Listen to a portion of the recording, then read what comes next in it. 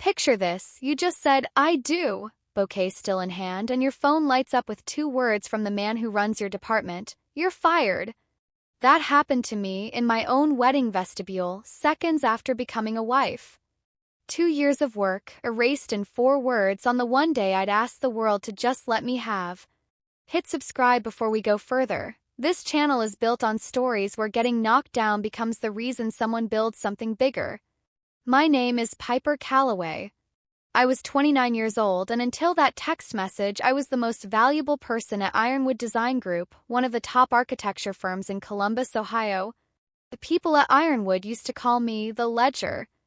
I could recite every client's budget cap, every permit deadline, every blueprint revision from memory. I didn't do it to show off. I did it because forgetting things had consequences I couldn't afford, not since I was 19. That was the year my dad had a stroke halfway through my first semester of college.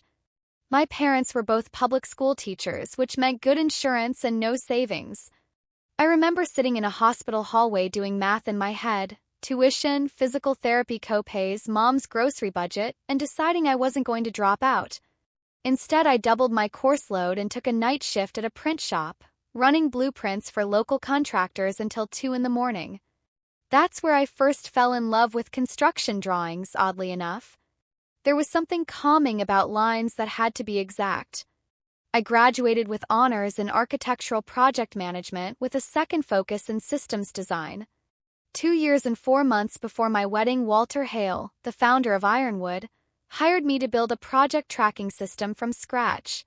He'd seen me tear apart a competitor's proposal during my interview, pointing out 3 permit conflicts nobody else in the room had caught, and told me afterward that was exactly the kind of paranoia he wanted running his projects. So I built it. Every blueprint version, every client change order, every budget line, every permit status, all of it in one system only I fully understood how to run. I designed it late at night after everyone else went home, testing it against real project files until it could catch a mismatched load calculation before it ever reached a client's desk. Completion times dropped by almost a third in the first year. Client complaints practically disappeared. Walter told our whole staff meeting I was the best hire the company had made in a decade, and for a while I believed the job was as stable as anything gets. If you've ever had to rebuild yourself from nothing and prove it twice as hard as everyone else, stick around, this is where it starts to turn. 3 months before my wedding, Walter announced he was stepping back from daily operations and handing the department to his son, Preston Hale. Preston was 34 and had drifted through 3 different divisions of his father's company without ever landing anywhere. He had Walter's jaw and Walter's confidence, but none of his instincts. Where Walter used to ask my opinion in every planning meeting, Preston stopped inviting me to them. Where Walter credited me publicly for the tracking system, Preston presented it in a board update as a process I've been refining. When I scheduled training sessions so other staff could learn the system in case I was ever out sick, Preston canceled every one of them, calling it an unnecessary line item. I started to notice something else too. Preston had begun handling certain plan submissions personally, cutting me and the engineering team out of the loop entirely. Files would leave his office and come back with revision numbers that didn't match anything logged in my own system, which should have been impossible. I chalked it up to control issues, maybe some clumsy attempt to prove he didn't need me. I had no idea yet how literal that phrase would turn out to be, or how much it would eventually cost people who had nothing to do with our office politics at all. I met Emmett Voss 8 months before the wedding, while submitting plans for Ironwood's biggest job ever, a $47 million revitalization of Columbus's Riverside District.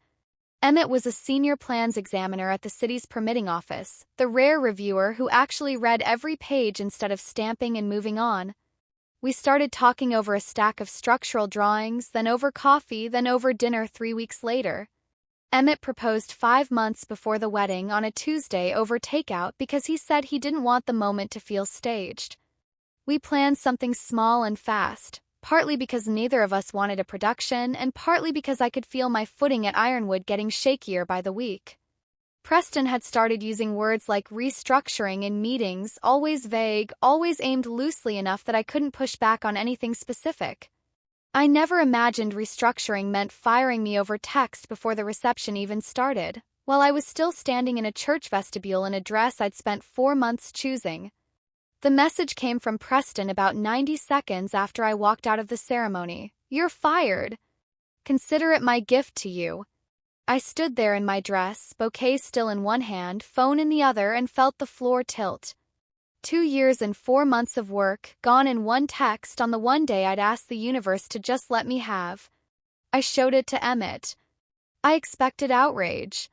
Instead, something close to a smile crossed his face. He took both my hands, kissed my knuckles, and said quietly, "Check it later." Today isn't his. I didn't understand the calm, but something in his eyes told me to trust it, so I turned my phone off, handed it to Sasha, my maid of honor, and walked back into my own wedding. 3 hours later, during our first dance, Sasha came jogging over with my phone. "Piper, you have 94 missed calls. Calls from coworkers.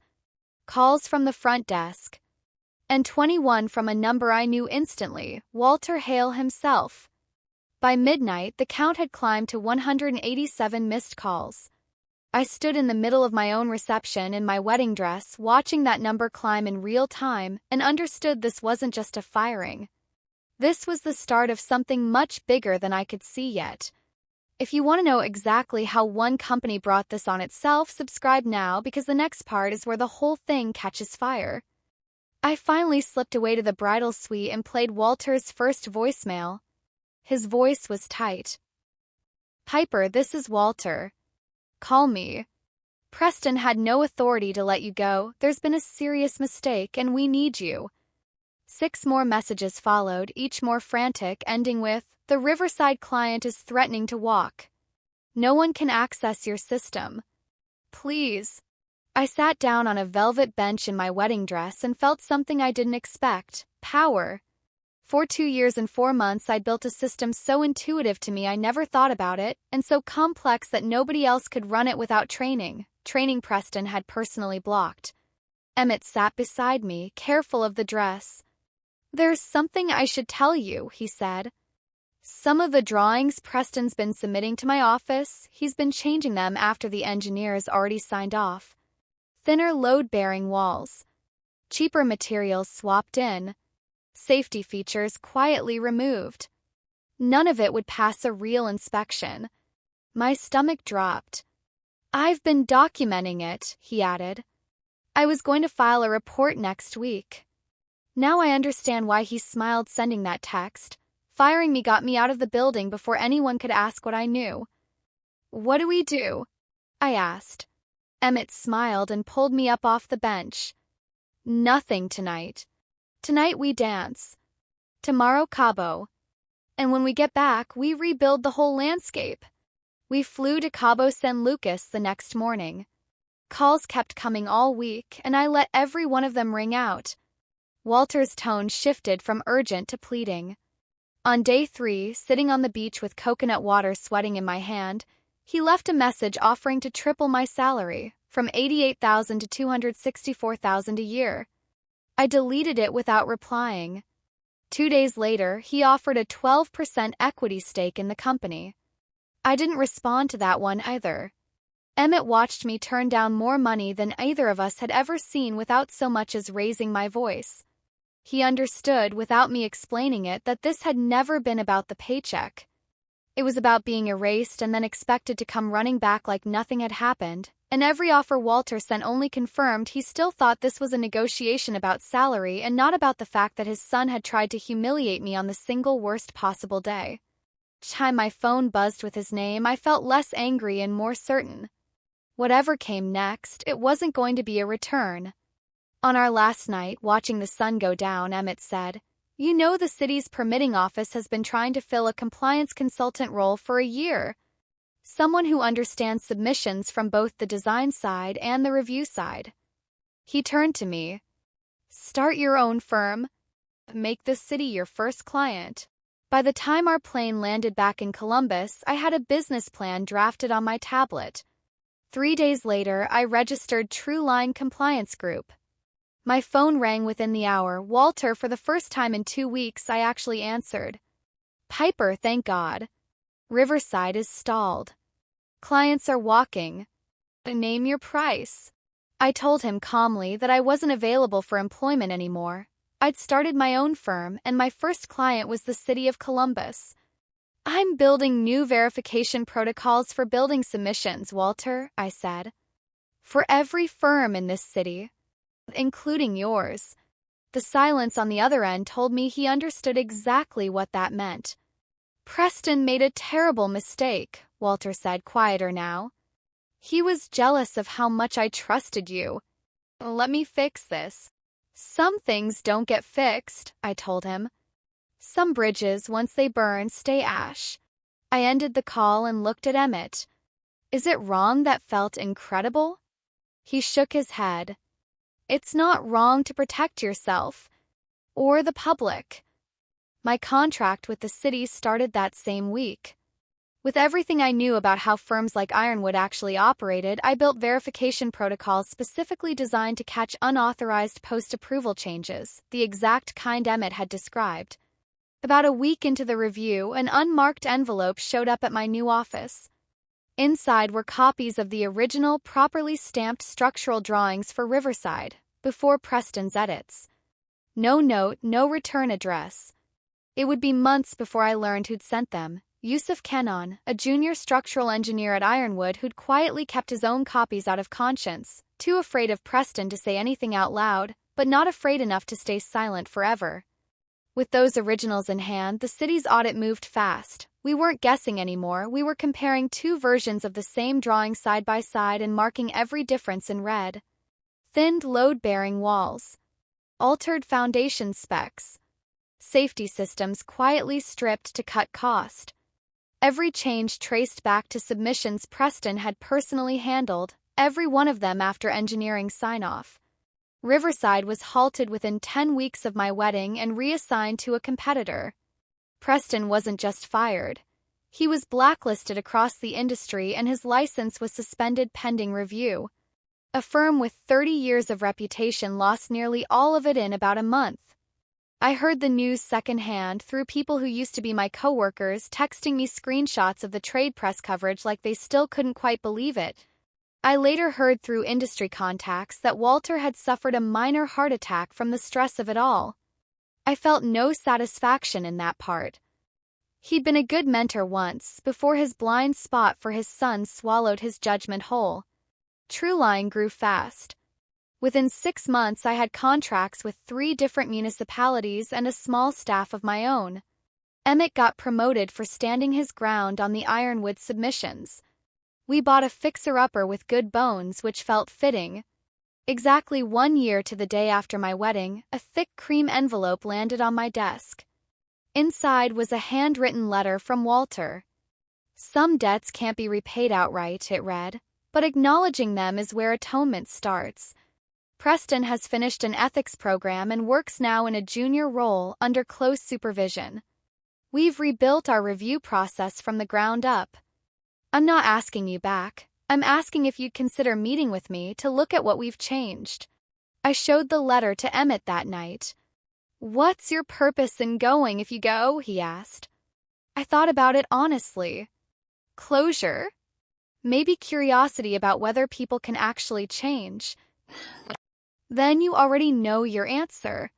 Walter asked that we meet at Ironwood's offices instead of mine. I almost said no.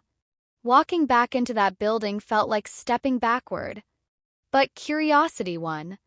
The office had changed, new faces, new systems on every screen. In the conference room sat Walter and beside him, Preston. The arrogance I remembered was gone from his face, replaced by something that at least resembled humility. I owe you an apology, Preston said, voice low. What I did was cruel and it was dangerous. There's no version of an excuse that covers it. It sounded rehearsed, but the shame on his face looked real. Noted, I said, giving him neither forgiveness nor absolution. Walter slid a folder across the table, a full breakdown of the new review system, along with a consulting contract at a serious fee. We're not asking you to come back, he clarified. Just to tell us honestly if we've actually changed. Then Preston stood, left the room, and came back with a small envelope, setting it in front of me with a shaking hand. Inside was a check for $31,842, the exact cost of my wedding down to the last centerpiece. Your florist assistant is my cousin's roommate, Walter admitted. I wanted the number to be precise. Preston added, quieter. Consider it the gift I claimed to be giving you the first time when I had no right to. Anger flared in me. Did they think a check could buy back what he'd taken? Then Preston set a small drive on the table. This is the entire tracking system you built. Every password, every access point. We rebuilt a rough copy, but it's never worked right without you. It's yours, keep it or delete it. His hand was still shaking when he pulled it back. I turned the drive over between two fingers, feeling the strange weight of 2 years of my own work reduced to something I could close my fist around. This was the exact thing Preston had once weaponized against me, blocking every training session so no one else could ever learn it, and now he was handing it back like a white flag. I looked at these two men, one broken by his own failure to see his son clearly, the other humbled by the wreckage of his own arrogance, and understood something. Sometimes revenge doesn't need you to deliver it. Sometimes it's enough to survive, to thrive, and to watch the people who hurt you sit with what they've built. If you've ever wanted to watch someone hand back everything they took from you, hit that like button right now because this is the moment. I stood, told them I'd review their proposal within the week at triple their offer, paid up front, full transparency, no exceptions. Walter agreed instantly. I looked at Preston. One more condition. You personally complete every training module I assign, no matter how basic. You become this company's expert on doing things the right way. He nodded. The check is unnecessary, Walter, I said on my way out. Watching your son actually learn what integrity costs will be gift enough. That evening, over dinner, my phone buzzed with a news alert. Kessler Grant Architecture, the firm that had taken over Riverside after Preston was pulled off it, was under state investigation for bribing officials to fast-track approvals despite flagged design flaws. Did you know this was coming? I asked Emmett. He shook his head. The investigation opened today. It's a state case, not city. My mind raced. If Kessler Grant fell, Riverside would stall out completely. Millions in funding frozen, crews laid off, a neighborhood promised revitalization for years, left waiting again. That's probably why Walter reached out now, Emmett said slowly. He had to have known this was coming.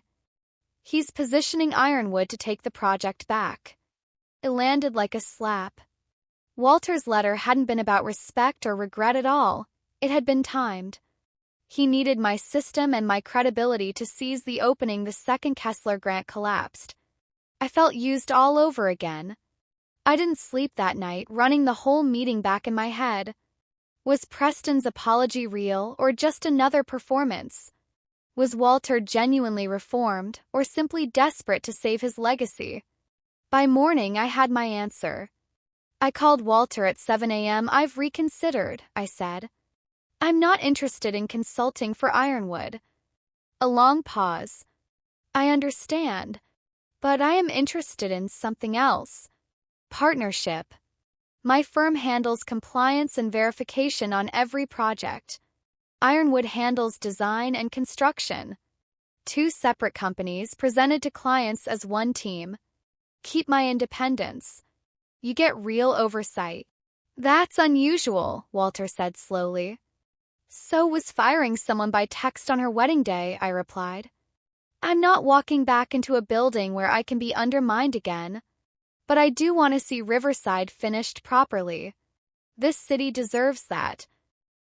And Preston works for you. Not me. But every project he touches goes through my team, 3 separate verification passes. No exceptions. 23 hours later, Walter called back. The board had approved it with one addition, a 3-year minimum term. I countered with 2 years and a performance-based extension. He agreed. Trueline had just landed its biggest client, and I hadn't given up an inch of ground to get there. I remember hanging up and sitting in my car in the office parking lot for a full minute before I could make myself go back inside.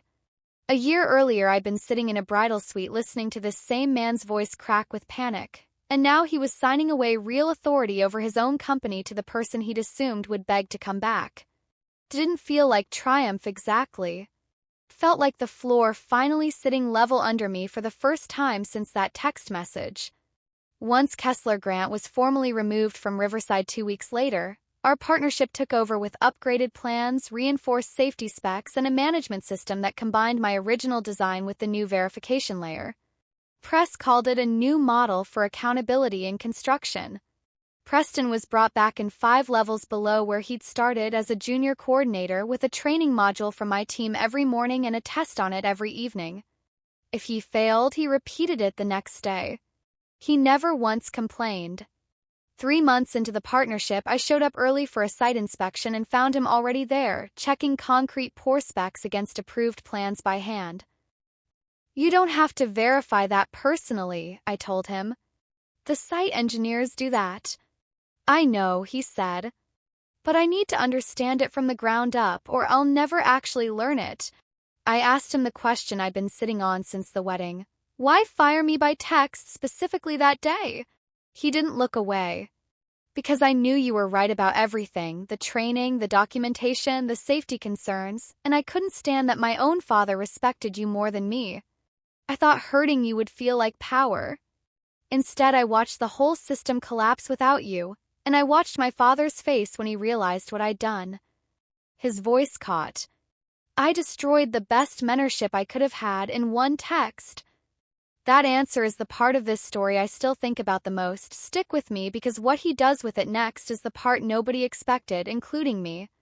I told him the past doesn't undo itself, but that he was right about one thing. Walter would have made a good mentor for him and might still if he earned it back. "How?" he asked. "By putting safety above ego. By learning this business the right way. By saying I don't know instead of hiding it." "I can do that," he said. And for the first time, I believed him, not because the words were new, but because he said them without checking whether I was impressed. We finished the inspection together, me walking him through why a poor spec matters instead of just what the number should read, and him asking questions that actually revealed someone paying attention, not someone performing attentiveness for my benefit. It was such a small thing, a junior coordinator double-checking concrete pours at 7 in the morning, and it was also the first moment since the wedding that I let myself believe the version of him standing in front of me might actually be real. Later that week, Nora Bianchi, my old assistant who'd stayed on with Walter, came to my office. "He wants to promote Preston to assistant project manager," she said. "He wants your honest read before he does it." I asked what she thought. "I think he's genuinely different. And I think it was Yusuf who finally convinced him. Preston found out who sent those original drawings to you, and instead of retaliating, he thanked him. That detail told me more than any apology had.